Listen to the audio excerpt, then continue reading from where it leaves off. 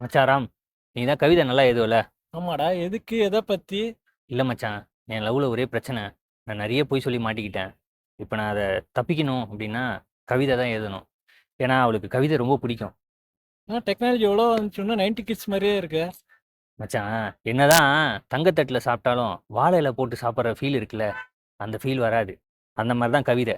கவிதைன்றது நம்ம பேப்பரில் எழுதி அவங்க கிட்ட கொடுக்கறதுக்கு பிறகு அந்த ஃபீல் வேற மாதிரி ஃபீல். நீ எழுதி கூட. சரி, கூடு, எழுதி கொடுக்குறோம்.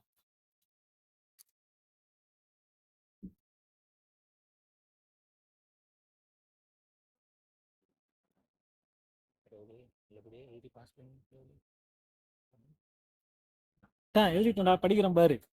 கண்ணாடி போன்ற என் இதயத்தில் கல்வீசி எரிந்த மலரே, அதிலிருந்து சிதறிய கோடி துண்டுகளிலும் உன்முகம்தான் தெரிகிறது. இந்தா, எடுத்துட்டு போய் கொடு ஆள்கிட்ட. தேங்க்ஸ் மச்சான்.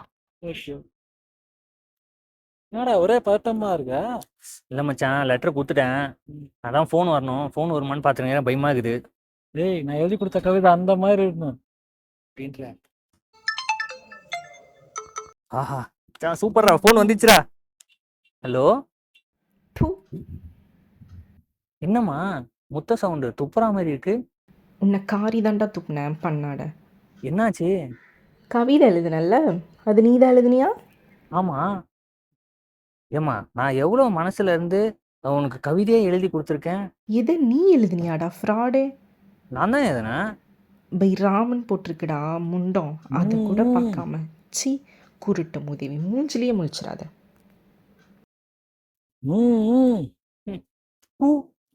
என்னடா துப்புரா? ஏண்டா, உனக்கு கவிதை எழுதி கொடுக்க சொன்னா எழுதிட்டு கீழே பை ராமன் உன் பேரை போட்டிருக்க. பழக்க தோஷத்துல ராமன் போட்ட மச்சான். நீ போட்ட, நானு